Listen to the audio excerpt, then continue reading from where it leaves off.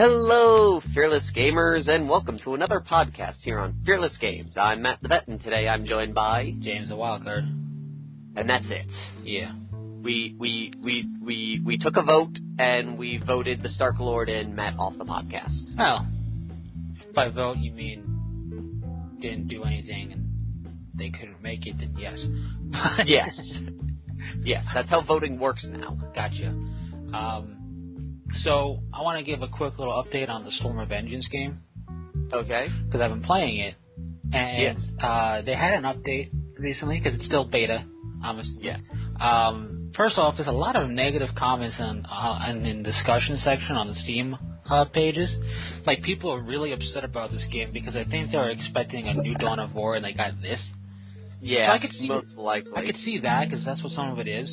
But people are like, this is just Plants vs. Zombies, or like Cat Ninjas versus Dog Pirate, or whatever that thing is. Cat Ninjas versus Dog Pirate? I don't know what it was. They were saying weird stuff. And the thing is like, yeah. But I'm going to look at Steam and read this.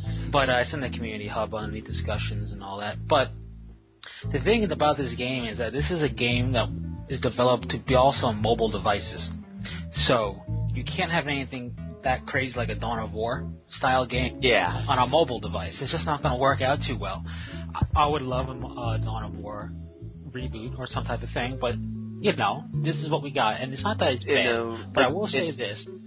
People have to also remember the company that made those games kind of stopped existing. Yeah, so there's kind of a little vacuum to be filled up. There's a little issue with that, and I think it's weird. Sega owns the company. They own Retro now. So they technically own the rights to the games. So it's all on them if they want to continue the Dawn of War 3 project. Well, kind of also because GW has a piece of that pie, so it's really kind of like a joint okay thing. But either way, whether it happens or it doesn't, you know, Storm of Vengeance is meant to be this fun little thing that tells a story. And was it always $10? Yeah. Okay, I thought it was $20 originally. No. And the thing is, to put it to you this way, I played a total of 10 hours, but I'm subtracting 3 of those hours because, as Steam does, if you play on one computer and log into it on a different computer, you have to start all over. So I had to start all over.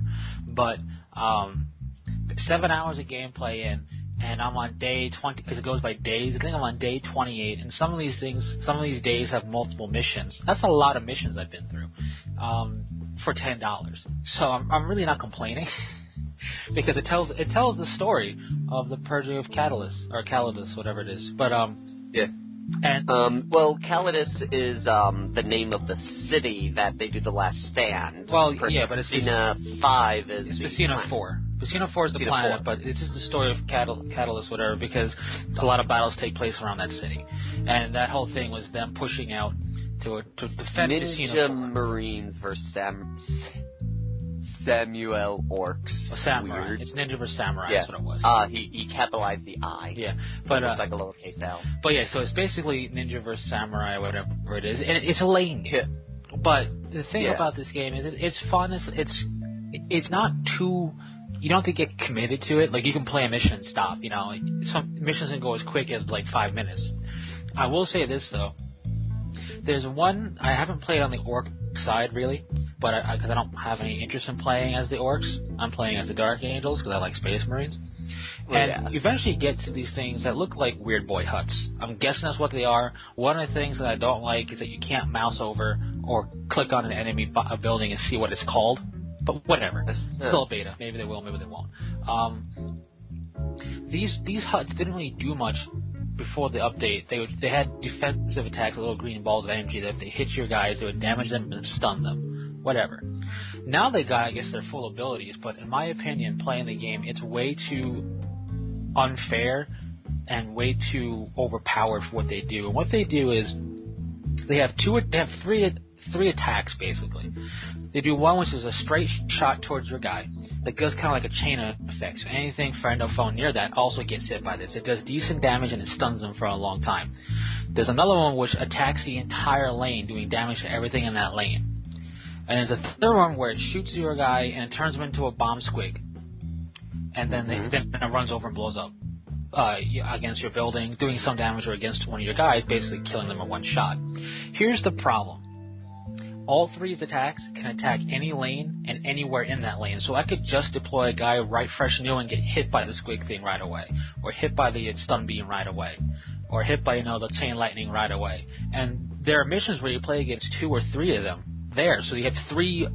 Basically, I've had it where I spawn a guy. I have 2 guys ready to spawn. I spawn one guy. 3 beams hit him, kill him off the bat. I spawn the second guy. It gets turned into a bomb squig before I have time to do anything. Okay. And I feel that's a little bit overpowered and unfair, considering I have nothing building-wise that can reach out across the board. So I'm thinking if they took that back and made it to half the lane, it would be more balanced. It still is a threat, what it's meant to be, but it's not basically camping your spawn, Because that's the only thing. It's really frustrating. I've played through like 4 really arduous missions because of it. One of the missions is just nothing but those things. So there's 5 of them. And it's like, oh my god, I can't really do anything. But that's the only thing that's really, I noticed, is kind of a negative for playing it for what it is that hut is ridiculously overpowered and they need to scale it back. Yeah, a lot of people are, really trashing this game, and a bunch of them don't even own it. I know, right? You can't trash it. At least play it before you trash it.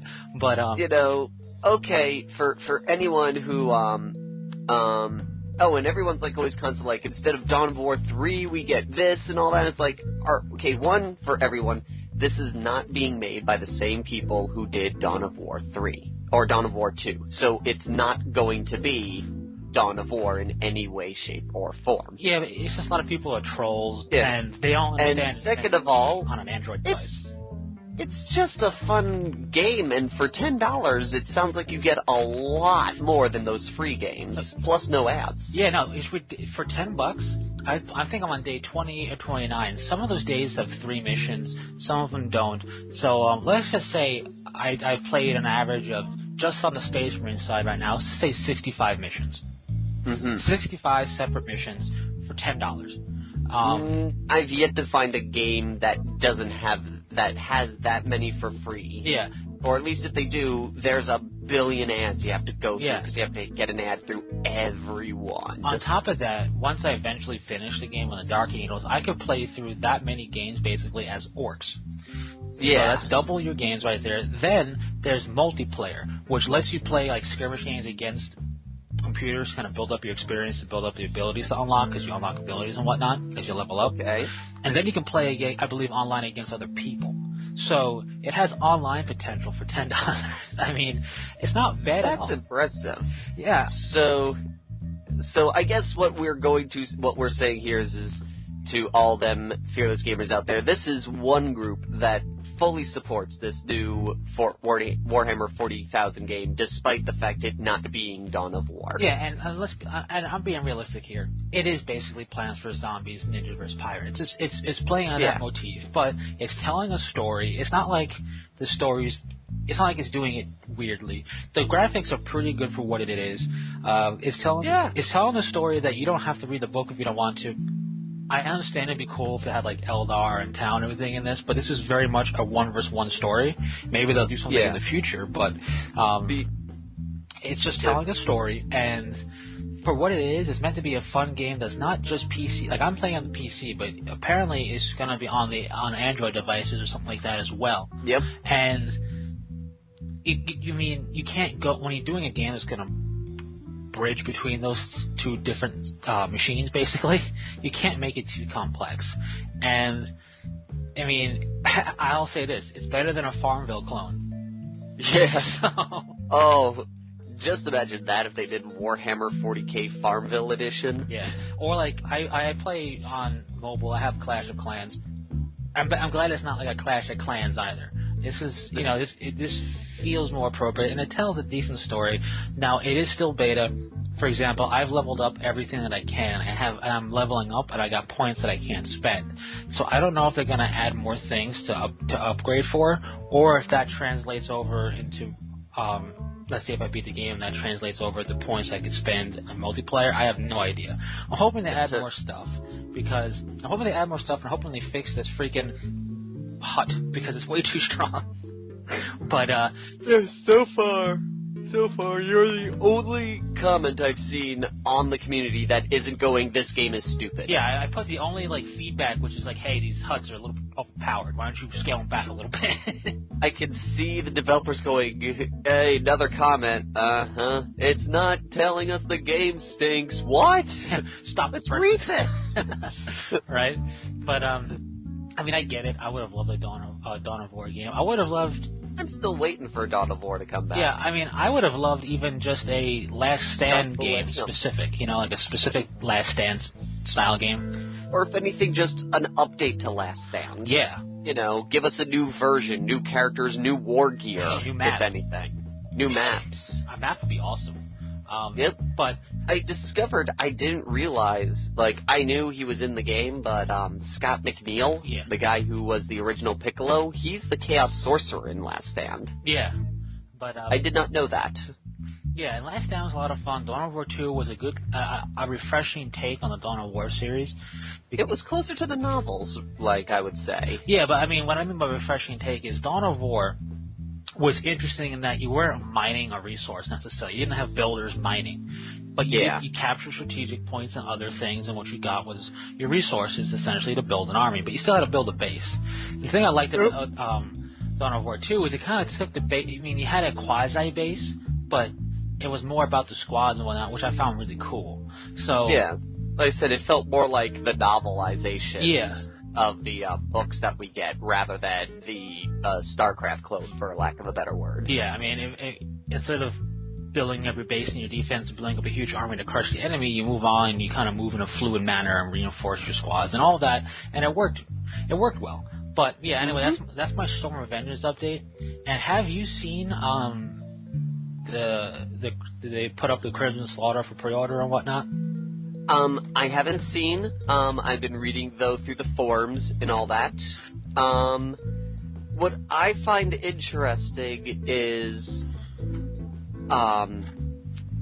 first off, is I can understand everyone being upset that it's not World Eaters. Yeah. What I don't seem to understand is now, just like the World Eaters, the Crimson Slaughter are a warband. Right. So, why is the argument, well, the World Eaters are a warband now, an excuse for them not to make a supplement codex? There isn't. It's people, again, getting all emotional about it. Defensive and all that. And, like, the World Eaters, basically what happened with the World Eaters and the fluff-wise is when Karn became known as the Betrayer, that's when the World Eaters fully fractionalized and became warbands. Because that's when they fully got engulfed and they kill everything, even if it's your friend. But also in argument with that, you know, because there is a second side, he still has his own quote-unquote legion that stayed with him. Well, Karn has his own warband. And the thing is, the World Eaters are a legion that is a legion of fractions. Like, I'm sure if Amgron really yelled really loud, he would get everybody to come back underneath him if he wanted to. But he don't care because he's too busy killing things. But, and then you've got stuff like, look what happened to the Thousand Sons. If anyone wants to know why they are just tiny little mercenary groups, read Battle of the Fang. Yeah, and also at the same time, the Thousand Sons are still a legion. The thing is, they're very insular legions, so they come out in small groups. But the Crimson Slaughter they're Renegade Space Marine chapter, so that's why they're freshly new. So they're to the game. So they're new and fun and hype, and they're a warband in the fact that they're small in comparison to the Traitor Legions, which are massive. Now, I would love to see a World Eaters thing come out anyway. But the thing I liked what's interesting about the Crimson Slaughter is they're like the de facto poster child now for chaos out of nowhere. Because they're the Dark Vengeance stars. Yes. And the thing is, though, so they have the pre-order for the book. It's all fine and dandy. It's way overpriced, I feel, again, for a supplement book. But especially since supposedly, now this is all rumors here, supposedly it's only, like the other books, it's only 2 pages of rules. Right. Now, whatever, I mean, I don't know. I felt Cypher's data sheet was also overpriced. This is just going to happen for one, when you become specialized, it becomes more expensive in any hobby. So I'm not look at all the expansion books in White Dwarf. Not White Dwarf. D&D. And I'm not justifying the price. I'm just saying I'm used to. I played this game before. I understand the whole thing of specializing costing a lot. But of course, essentially, all that argument really means is that you weren't really interested in the army. Yeah. But, because, if it was the World Eaters, I'm sure no one would be complaining about the price. Oh, people would still. But less. There would be more people going, all right, World Eaters. Yeah. What's interesting, though, is with it, they released the new Chaos Space Marine Attack Force pre-order, and they released the Crimson Slaughter collection. That all came up. That came up today. I should actually look at that. I've looked at them, and I've done the math. And both of these you're saving roughly $50 or so if you buy the package. Now, the Crimson Slaughter collection is $507 US. And the Chaos Space Marine Attack Force is $205 US. Pricey, sure, but when you're getting into a game, there's a high initial cost. If you want to play Chaos, I highly recommend saving up to buy one of these two things, because you're getting you're saving $50 odd. I did the math roughly for each set. For those that are interested, you get. In the attack force. Well, you want to do that one first? The big one, you get a Land Raider, which is freaking awesome because who doesn't like a Land Raider?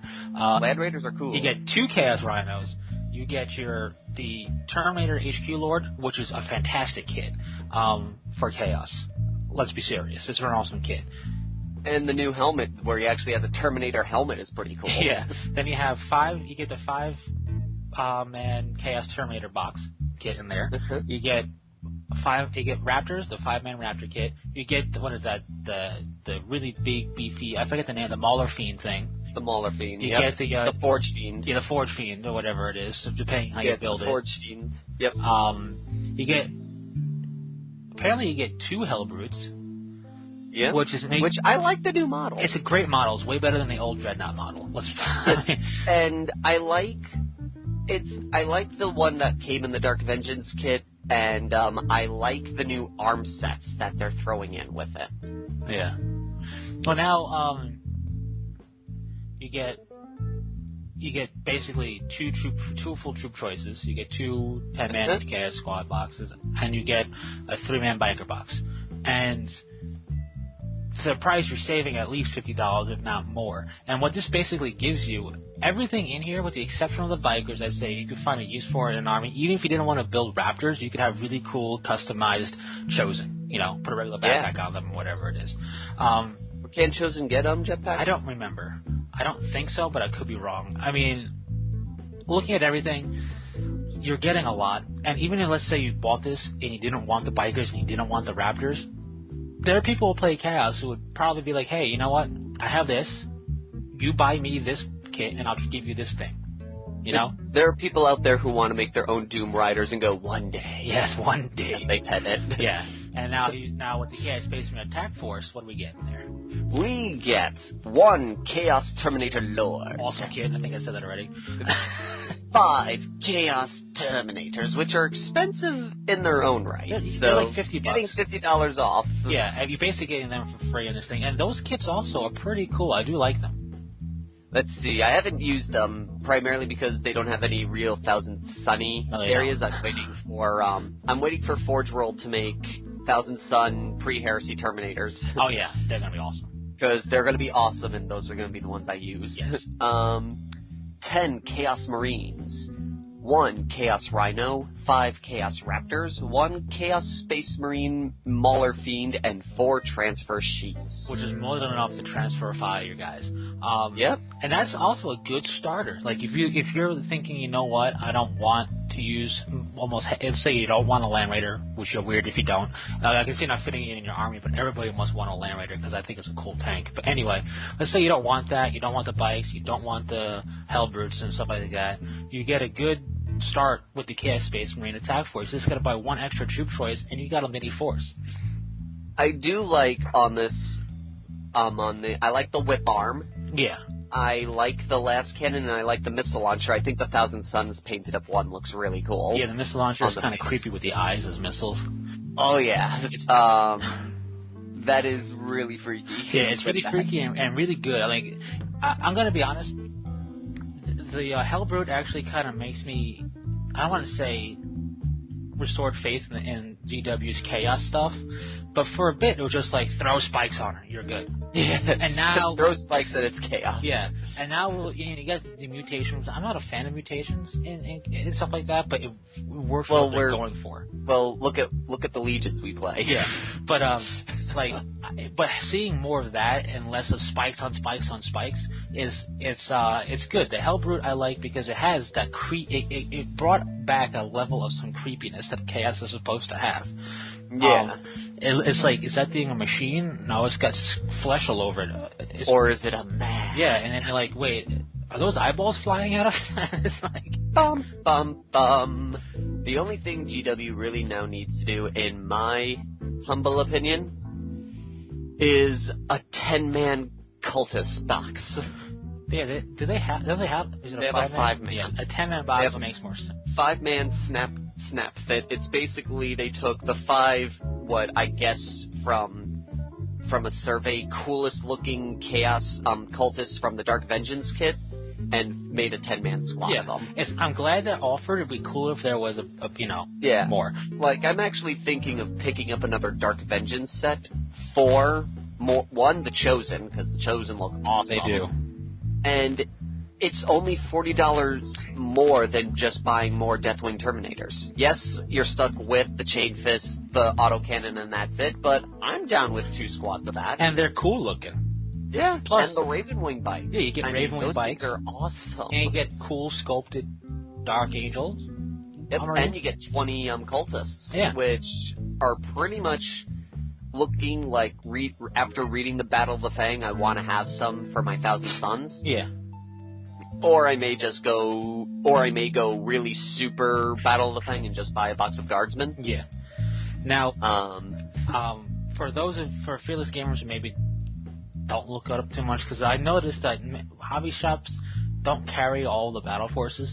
There's a battle force for most everything out there. Dark Angel one is just Ravenwing. Now, it's a great kit. He doesn't give you the Ravenwing command squad to make Black Knights or command squad, but you get a full attack squadron. You get 6 spikes, an attack bike, and a land speeder. All of which can be Ravenify. And doing the math with that, it is $50 cheaper. Well, buying this. It's now $110. Yeah, it's still like it's like 30. Yeah, it's like 30. Basically, you're getting a free attack bike when you do this. Yeah, and you're getting an attack bike, a land speeder, which can be turned into Samael. You can, because it comes with everything you want to do that. So if you just want to make Samael the deal, you can pick that up. And correction with it, it's the land speeder version, not the jet bike version. Yeah, well, it's his Samael, the land speeder. And let's see, did they throw it in here?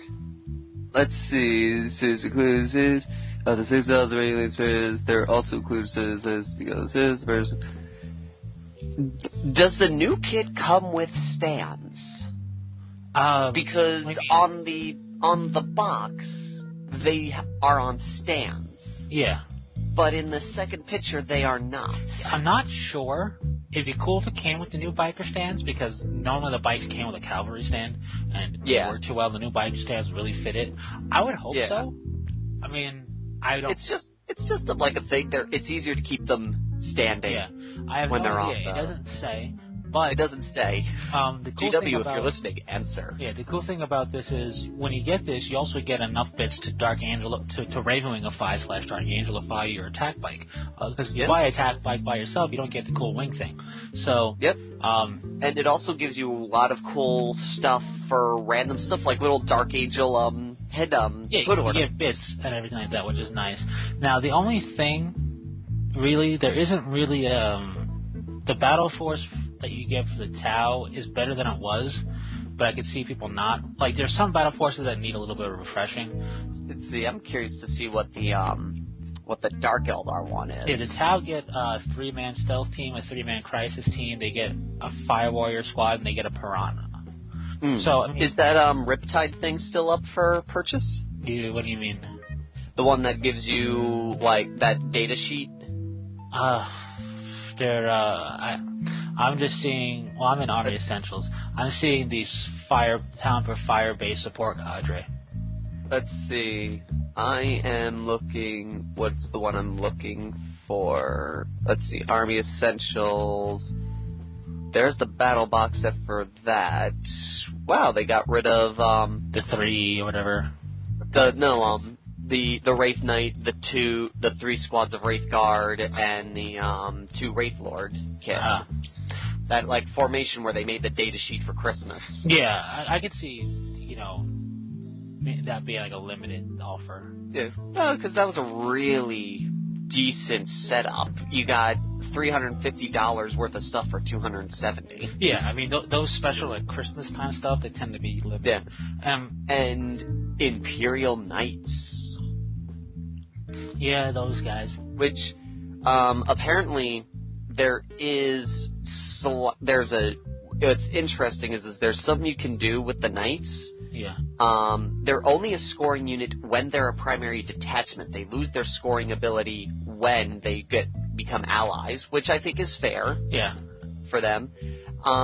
They have a chart they can actually roll on. You decide, okay, I'm going to throw in errants and other ranked knight dudes, and it actually changes the stats of the knights themselves. Yeah. And one of their warlord traits gives them outflank. Cool. I mean, and surprisingly, what I've been seeing on the forums, this is the one new codex no one has complained is too weak or overpowered. Yeah, and I think part of that is because it's just basically one dude. You know what I mean? Granted, there's different flavors of it, but it's basically just one dude. And the thing is, but I just found it interesting when everyone's like, "This is fairly balanced." I'm like, "Wait, wait. What do you mean, balance?" I thought that word wasn't in anyone's vocabulary before. That is true. Now, the thing with knights though is that the pricing, while fair for them, is going to obviously hinder people building a big force of them.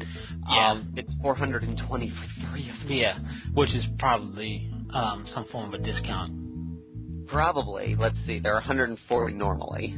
Yeah, so that's $160. 1, 2, 3. Yeah, you're basically saving like $40. I think. No, actually, it's the same price. I thought I did bad. Yeah, no, I added another 40 in there. Oh, you. Yeah, but anyways, the Imperial Knights are cool. I've actually saw people who become like instantly obsessed with them, which is kind of funny. Yeah. It's like the first army I think in a while that people became insta obsessed with. But I will eventually pick up the book just so I can read it and get more idea of what it is. I'm in no rush. But the thing is, with these battle forces, fearless gamers who are listening, and just didn't leave after we started talking about Storm of Vengeance. Yes, right. Congratulations. You guys level up if there was a level up system. And battle forces are good to check out. If you're getting into a force, if you're just getting into the war game of 40k, it's good to check out. If you're getting into it to play a new army, they're good to check out. If you want to bolster your force to apocalypse size, they're a quick way to do that. And 40k is not the only force, the only company. Oh, Games Workshop's not the only company to do this. The BattleTech, if you look up some of the BattleTech computer like kits, like boxes, you can get a medium lance or medium 2 lances or medium star for like a pretty good price. It comes with specific mechs in it and whatnot. I think Privateer Press does something with like a bundle. Yes, they do starter kits. Yeah, which comes with a caster and usually 2 light jacks and a heavy. Sometimes it's 2 heavies and a light. Sometimes it's 4 lights. It depends on the kit. Now, all right, I got a question for you, and fearless gamers can chime in as well. I've been looking at sci-fi war games that have been coming out because, let's face it, for a while, really the only game in town was 40k. Yes. They pretty much set this formula for what you need in a sci-fi game to get people interested. Mm-hmm. And you have games that take that formula and do whatever they want with it. I mean, you got Infinity, which looks pretty cool. It's a completely different look, but I mean, I think it still subscribes to a certain formula, and this is the question. There's Dead Zone, which looks interesting. There's another one, I can't remember the name of it all ever, but it just got kickstarted. I don't think it follows this formula. My question is this.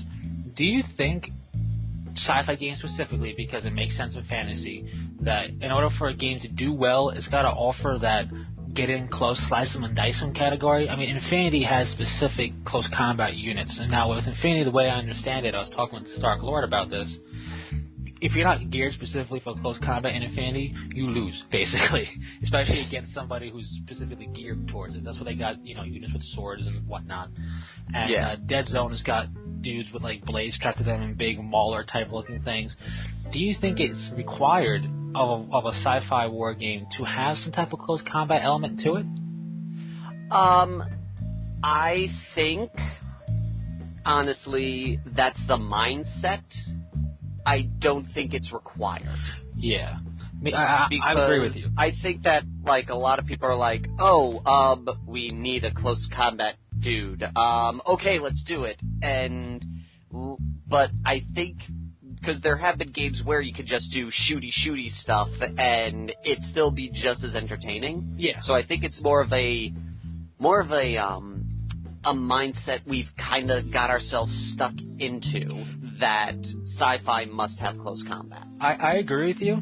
Like, for example, in BattleTech, the miniature game BattleTech, you can kind of kick or punch with your barrel with a mech, and there's death from above. So if you hit jump jets, you can really jump on top of somebody, but it's also very damaging to your mech, potentially. Okay. But these things are more like, the way it's done, the way the rules are, it's kind of a last ditch. Because why would I run close to kick you with my leg when I could shoot you with this awesome cannon of doom? So, like, they do it more of a desperation feel. So I kind of like that style because it's giving me the option going, well, they destroyed all my weapons, I'm going to run into them type of deal.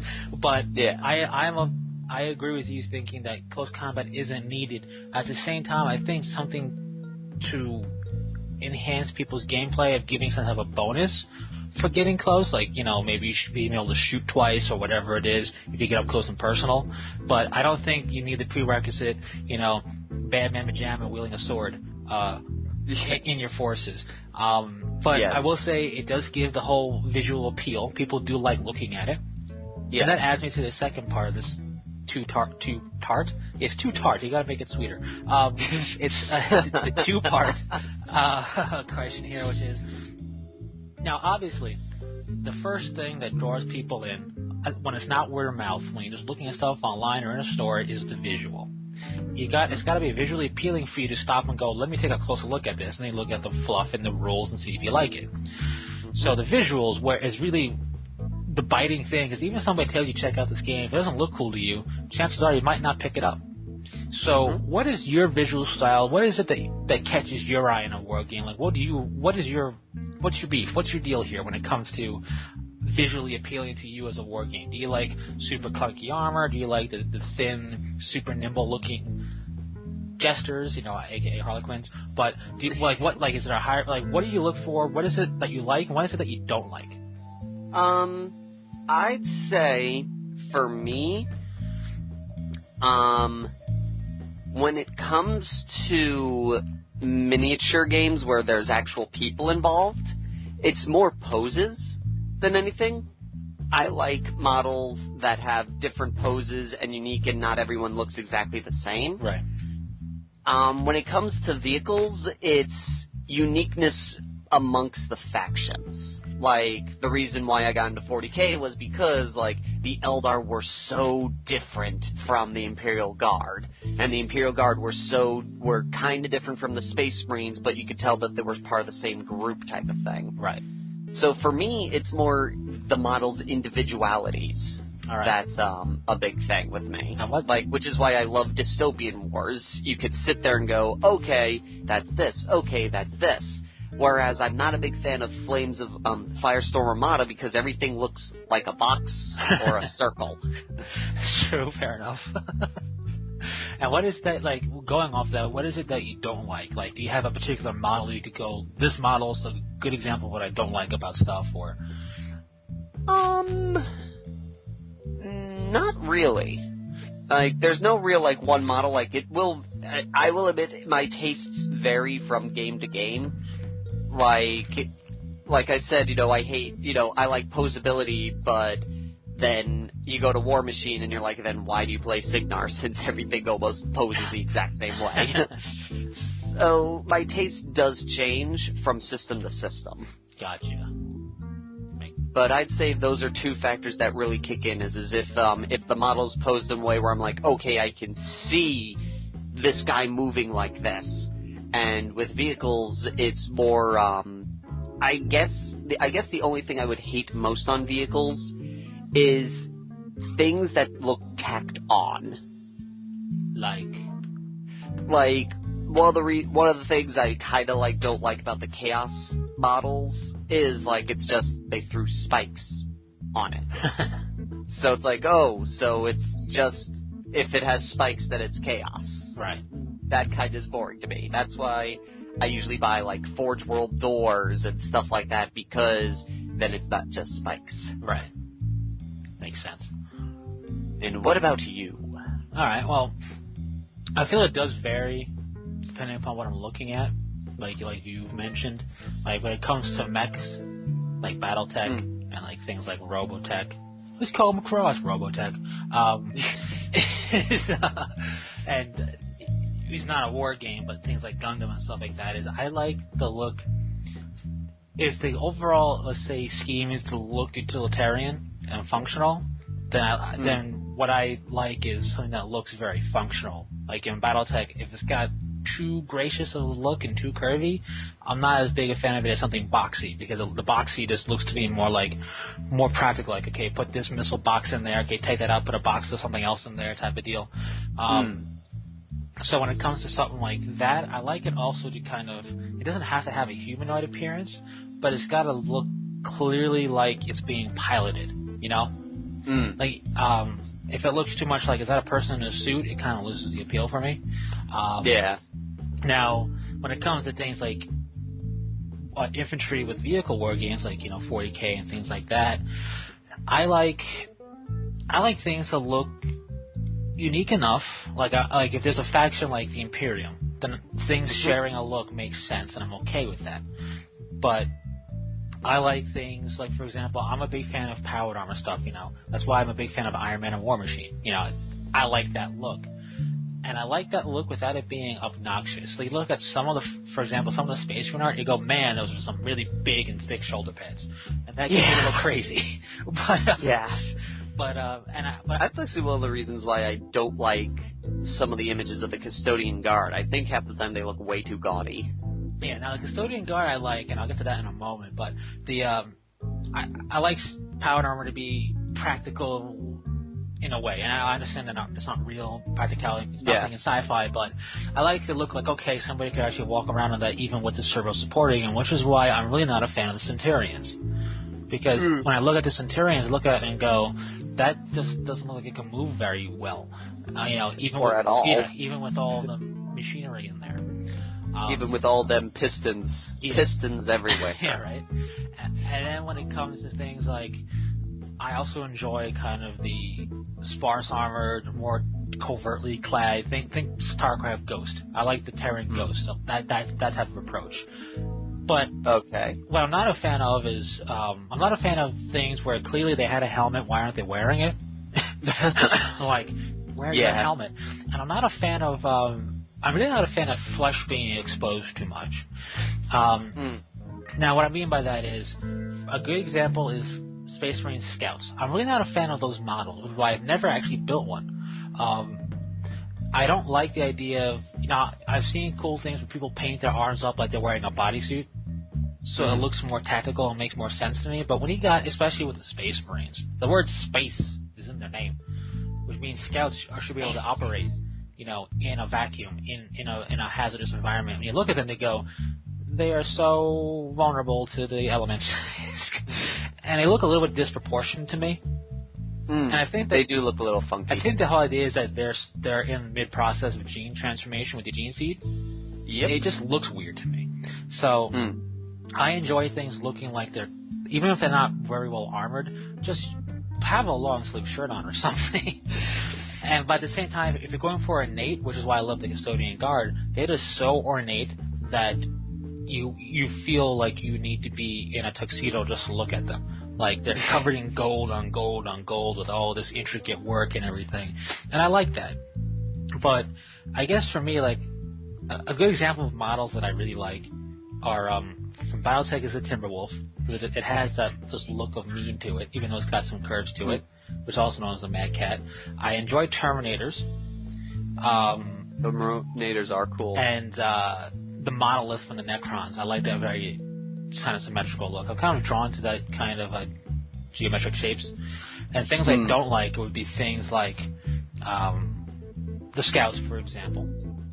I'm also not a big fan of the Possessed from Chaos Space Marines, just because I think they're done well. I'm just not a fan of mutations and fleshy bits and all that. But I'm not a fan of pretty much any of the Space Wolf heads because they look ridiculous. Yeah, but that's brothers. But that's my what I like. So like for example, Infinity. I like the way Infinity has a lot of their models looking, even if they have no helmets on or whatever, because it kind of. Some of the models look very clearly armored up and ready to go, and other models look more infiltrated because they are. And I like being able to look at that and go, okay, I got an idea of what they can do. So that's that with me answering it. And any of those gamers want to go, what is their visual aesthetics? Let us know, especially if you're into Tyranids, because let me say this about Tyranids. I really like the concept because they're completely and utterly alien. Of all the races in 40K, aside from their fluff being that they're from beyond the galaxy, they look it, they feel it. You know what I mean? Yeah. And that's awesome. But aside from that, the only thing I can think of is I have to convert them to represent Zerg. But I'm curious on what, if anybody's a fan of the Tyranids and plays them heavily, like what is it that draws you to them visually? I get the whole fluff, but like. I'm curious on that because I can kind of get it, but I like to hear people who are fans of stuff explain it. So. There are certain models I enjoyed, and there were certain models I didn't enjoy. Like, for a while, I wasn't a fan of the new Lickers. Yeah, and theirs. Yeah. I do like the newer, what do you call it? Hive Tyrant, but I didn't like the third ed one. Gotcha. Too much. It looked way too much like they were trying to make Alien not look like Alien. Yeah, I'm a big fan of how the Raveners look. I really enjoyed them. The Zoanthropes are cool. Zoanthropes are what I like about them is they look Eldari because they're supposed to be. Yeah, and what I wasn't a fan of was any old school Tyranid model. I did like the old school Hive Tyrant. I thought he was cool looking. Is that the one with the 4 arms and the really weird head that's like also a torso? No, that is the Carnifex. The Hive Tyrant was the one that had the really big gun, the whip hand. It did have 4 arms, but it had like this weird alien head with a little claw thing sticking out of its mouth. Okay, I don't think I've seen that one. I kind of like the old school Carnifex. Like, just because I think it's silly, and that's why I like it. But I'm really I'm glad that they went the route they went with the Tyranids. This is the Hive Tyrant that I like. Gotcha. Alright, he's not too bad. No, he's pretty good. But I do like the route they have went with the Tyranids. Yeah. It's definitely befitting of them. But, yeah, some of the Tyranid models look at it and I go, like... I do like the Red Terror. The Red Terror was cool, I will give it that. I do miss Old One Eye. Old One Eye, I kind of miss him. The models that I'm kind of not too incredibly thrilled about, I think they look alright, it's like the newer Tyranid models that came out recently. The, what is it called? The Exocrine? Oh, the Exocrine? Yeah, that thing. I mean, it works, but, like, they go into the thing on it. You know, with, like, all this stuff coming out of the mouth and everything like that. But, like, I get where they're going for. Basically. I get what they're going for with the Tyranids, but some of the stuff, like, some of them look too much like, I understand it's supposed to be a bioweapon, but this looks too much like it can't even move.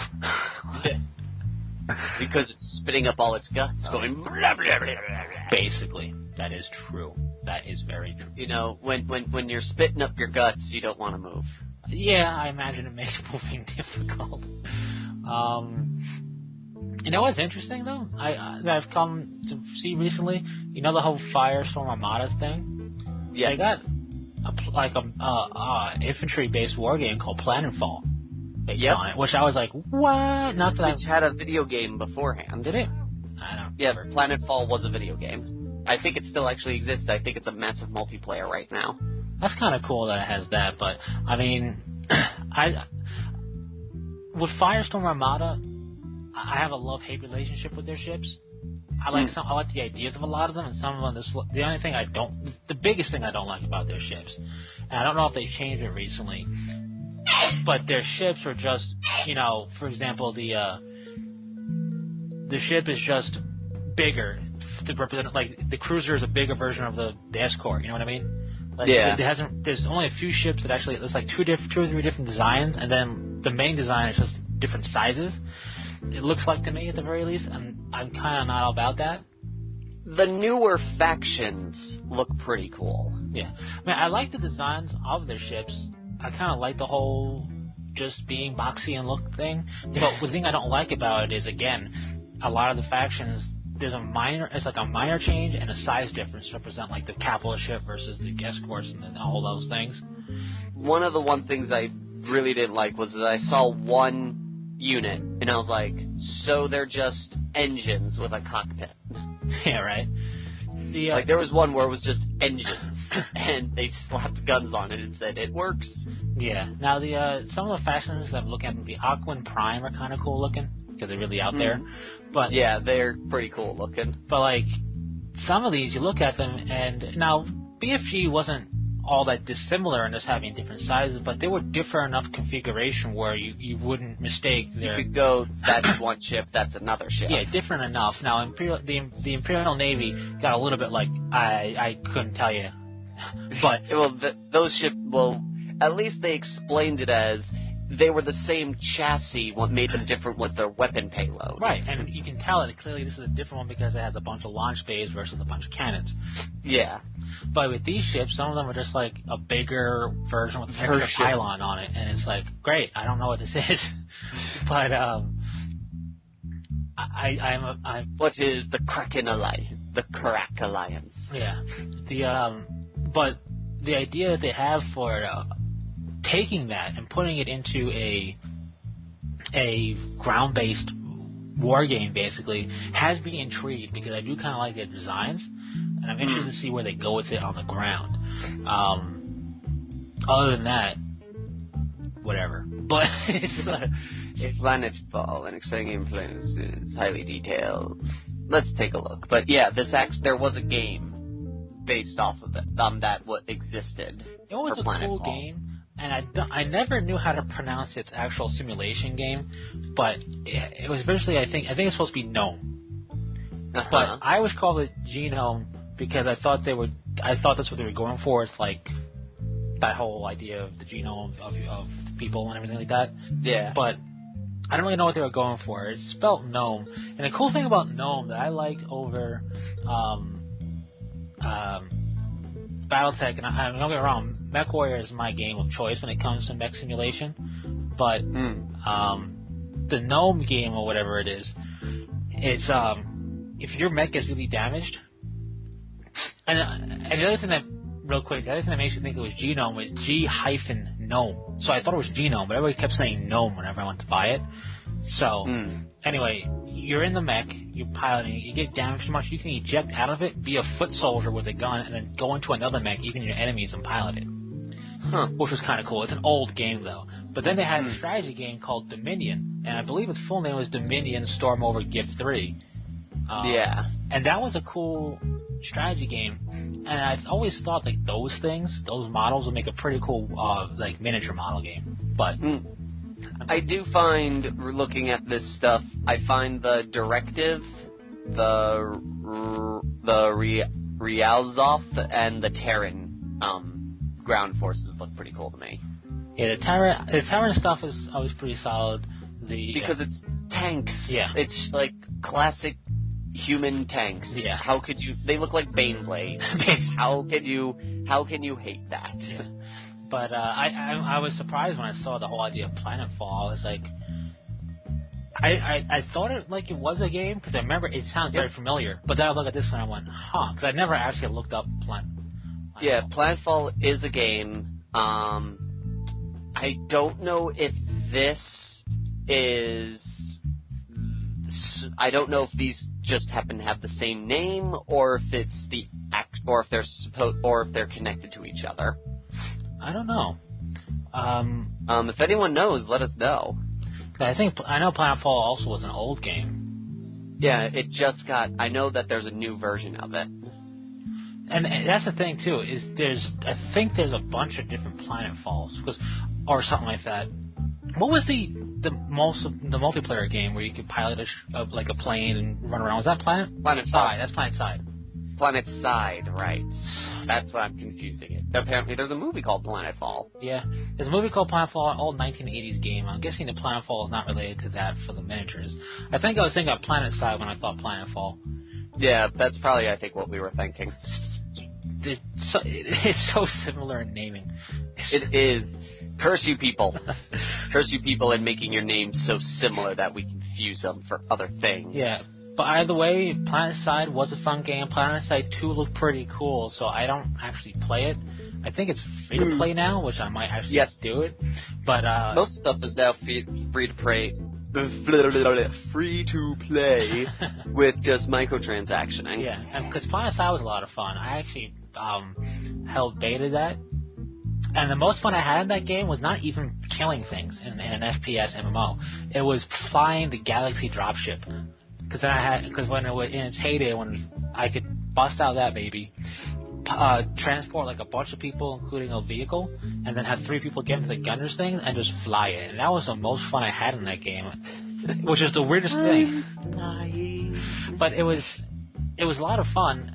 Because then I would just hover over and they would do the whole bail out thing, and then I would just fly around and be in a target, and then eventually I would crash it and then get out of it because I would be damaged so much that I really am going to die soon. So what I would do is I would just fly it into like a big group of guys and just bail out of it. But it's just the way you describe that. Oh, excuse me. Reminds me of the Meet the Pyro video. Yeah. But yeah. So, you know what's funny? What? I was talking about fencing with the Stalklord. I haven't done that in years. Yeah, me either. I'm trying to get back into it, especially when I head down to North Carolina. There's a kind of a club nearish me, and I'm gonna try and get in, maybe. Cool. But maybe it'll be like one of those movies where they're the cool popular kids and you're the outcast and you have to earn your trust, and the only way they will is if you win the Battle of the Sword, and by the end the big bully guy's like, "You did good, kid." What is it, a 1980s movie? Yes. The only type of film. Fair enough. I did fencing for a while and I got pretty good at it, but I was thinking back because I did foil heavily, and then towards the end of the club near me, because then they moved too far away, I was learning saber, and that's what I want to kind of get into now more so is saber. Yeah, that sounds like a fun thing to learn. It was fun. It was very fast. But I was fighting against. Eventually, you do sparring against the instructors, on free spar night. Like I would spar against them and some of the other kids, but then I would spar against the instructors and some other veterans who kind of come in and do stuff. And it made me realize that the wild card is an appropriate. That's me. It really is the appropriate thing for me, because back then, the people saying how like I was just really random and they couldn't tell what I was going to do next and everything like that, and that's how I do wargaming, that's how I do first-person shooters, and that's how I do everything. So I'm like, wow, that came out of my days as a fencer. But one of these days we should pull out the foils and suchy and go at it. Yeah. Because I only have a foil, sadly. Yeah. But it's got a pistol grip, so it looks cute. Ooh, you got a pistol grip. Yeah. I've used those. Those were fun to use. I enjoy them. I think I do better with a pistol grip than I do a French grip, though I do see the benefit of a French grip. I use a French grip because it was cheaper to buy. Yeah. So I bought that one. And especially as a left-hander, it was cheaper to buy. Yeah. Yes, because you're the devil's child. Basically. But you know what's really funny? When you go on the fencing web pages to like buy stuff, the lames, because you have to wear a lame for foil and saber only. Yeah. Because everything's on target, so you don't need one. But lame is spelled lame. So it's funny when you see on the website lame, comma, saber, lame, foil. It's like I can imagine people who know nothing about fencing going, "Why do you want to buy a lame saber for?" It's spelled just like lame. Anyone who's out there looking, one place that I used to go to and it had really fair prices. This was a poor college student who had no job. I was able to buy a full gear plus a second foil with a pistol grip and still be able to afford it. It's absolutefencing.com. I don't know if they're still around, but they were one of the best places to get equipment from. Yeah. Where I got my equipment, and it's still around, and it depends on people's preference. Some people hate this place, some people don't. It was pretty good pricing. Plus, the guy that worked high up in there was part of my fencing club, so that helped me. Cool. That helped me get pricing better. Was from Blade. They're located in New York, and they were pretty good. I got everything I needed for foil in there. The lame, everything. I got an extra glove because I actually wore out my fencing glove. Wow. Yeah, wore it out just from gripping a sword so much and everything like that. I will suggest to people who do foil on eBay to get a chest protector, even if you're a guy. I don't have one. I didn't really need one because I felt it was thick enough, but I can definitely recall certain times where I'm like, yeah, I felt that. Getting stabbed. Yeah, I only use the jacket mostly. I never really went with the other stuff. Yeah, I never usually did just either, went with the jacket, the helmet. I saw people wear it, and I also didn't wear it because it looked a little cumbersome to me. But I know for females, it's definitely suggested. And, yes, it's very much suggested for females. And for guys, especially if you're I don't know, if you feel the jacket, because jackets come in different feelings of thickness. So if you feel like you have a really thin jacket, I would definitely get a chest protector. And for guys, definitely get a cup. Yeah. Yes. That's not fun. I'll tell you, I did not have one, and then that happened, and I went, oh, fence her down. And it is not fun.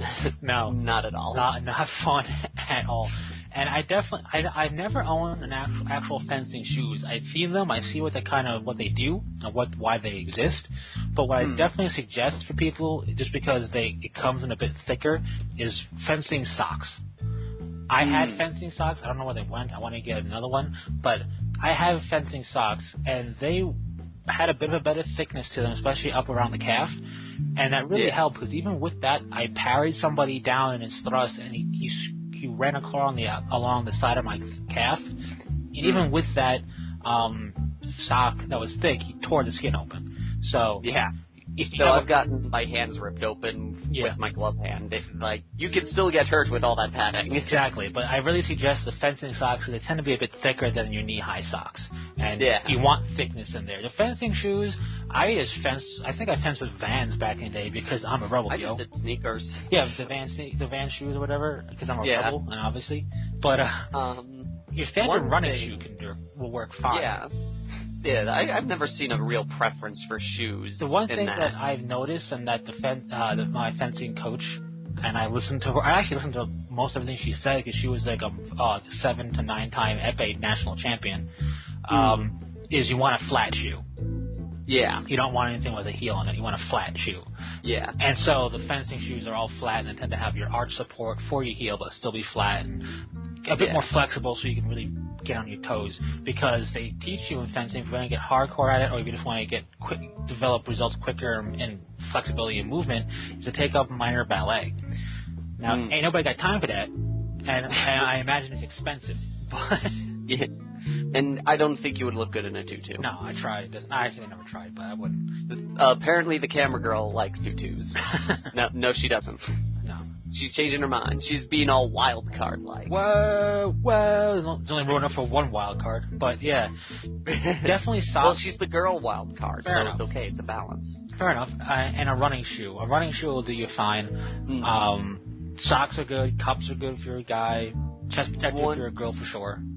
I had this one, my fencing coach, she was really cool. Apparently, one of her students was, was like #1 in Nassau division for a while. I don't know if she still is. It was great because she came to the class one day and she was like in high school, so she was like, "I'm fighting college students and kicking their rear ends, woo!"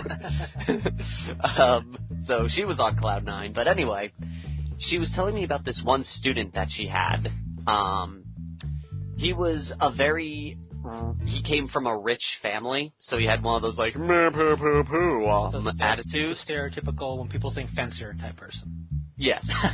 And he was like, "Yes, I bought my fencing foil from Chanel's. It cost $3,000. And he was just like bragging about all of the gear that he bought. My helmet was hand forged by Turkish monks up on the Andes Mountains.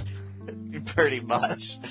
But apparently, despite all the money he paid, his helmet was defective. And he played epee. And his very first match, the guy hits him in the mask. It went through the mask and through his cheeks. Ouch. Yeah. That's definitely a case for like, hey, company, compensate me. Yeah. But it was like, oh, ouch. And she's like, yes, see, so even if you buy the best stuff, you may not get the best stuff. Yeah, those helmets are pretty sturdy. So that's not good when it's that defective. Yeah. You know what's sad, though? When it comes to fencing clubs are like drying up. Outside of a college that has its own club, and I went to Stony Brook, and the Star Club and I tried to find a fencing club, and it took us like 2 weeks of just walking around campus on the night that they were meeting to find them. And when we found them, they weren't even fencing that night. But it was basically... Wait, the fencing club wasn't fencing? They were like, they were sitting around, it was like a meeting. But, where it was really weird where they ended up meeting. So we ended up fencing in the racquetball court. That was one of the empty racquetball courts just against each other because there was nowhere else to go.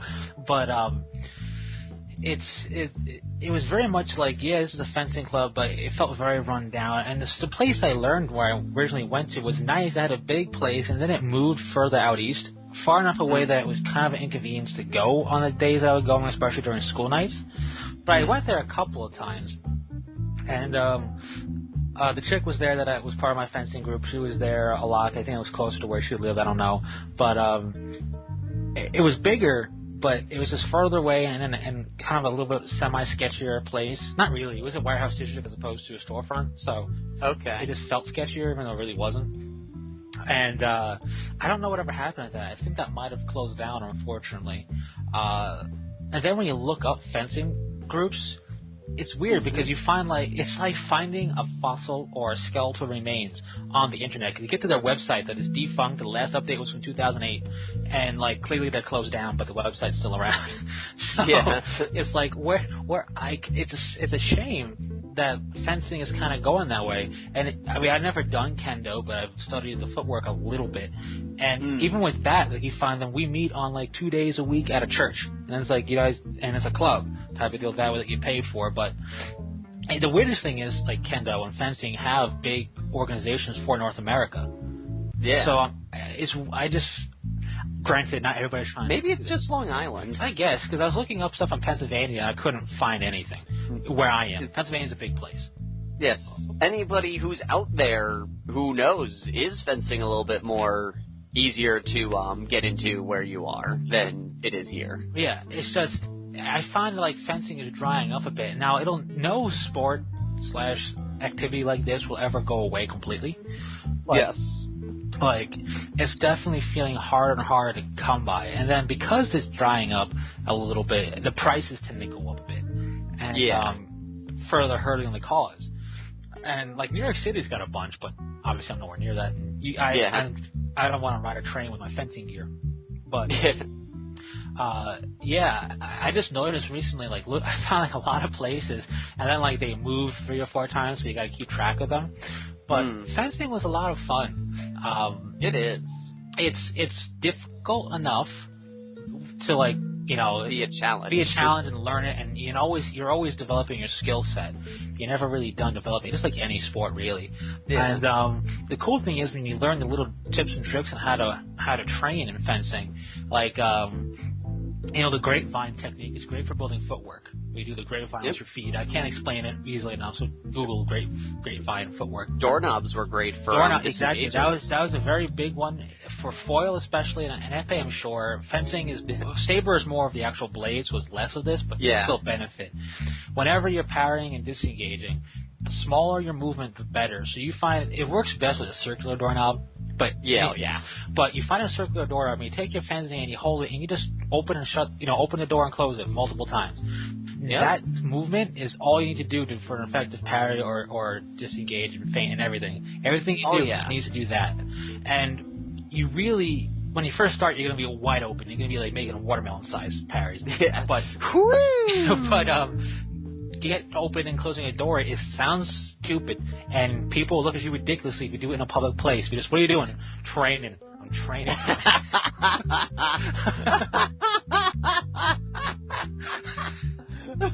Now I'm just seeing there, like, a dude in a Rocky getup with a coach going, "You're a bum! You're a bum!" while he's just turning a doorknob.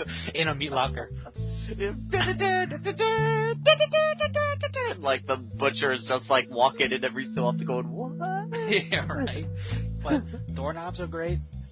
And they sell them, and you can make them pretty cheaply. If you get, like, basically a coat hanger, and you put, like, a dumbbell, a weight on the bottom of it, and you put, like, just put like, some type of the jacket up there. They make the little padding to put the jacket over on a helmet. If you're saber, the helmet will help you out, and everything else, foil will help you avoid it. Just figuring out how to, like, lunge into it, not full steam, I mean, knock it over depending, but just get a feel for, like, precise poking, basically. Yep. Pokage. Yeah, there's a lot you can do. Fencing, the thing with fencing is it's an anaerobic sport. It's not an aerobic sport, it's anaerobic. Because it's just periods of intense flashes of movement. Unless you saber, then it's just all movement until you hit somebody hard because you're slashing at them. Even though you're not trying to hit them hard, it kind of works out that way. So, it's still, I still feel if you can build up your stamina, you'll be fine. Like, this is definitely something where weight training isn't necessary. It's more speed training than anything else. Yeah. Like, what I used to do is I used to walk around with the hand weights on my wrists, just doing stuff like even if I'm just eating food or reading a book, whatever, just the movement with, and I even had some on my legs, just to help train those muscles in everyday life. So just moving around. And then I'm not looking for the boost of speed you get from taking those off, but for the extra stamina and tolerances you build with those on, helps you out a lot. Yeah. Like, it's a lot of neat little tips and tricks you can do with fencing, I feel, over other things, because the nice thing about fencing is it's not a team. I mean, there might be teams, but there's not really a team thing. You train yourself. So everything you do to improve yourself actually really improves your performance. Where, like, if you're playing, let's say, baseball or football, you can make yourself amazing, but if the team isn't working together, it doesn't really show as much. Fencing, what you do to improve yourself really shows, and it gives you a real sense of accomplishment, especially look at where you started from to where you go. So everybody get out there and fence, because I want to find places that are easier to find. So let's make it popular again. Yes. And with that, we are out of time. Yes. So, and apparently Elena is stuck. Huh. So, with that, thank you all for tuning in. Yes. And until next time, Fearless Gamers, this is Matt the Vet. James the Wildcard. Saying take care. Peace.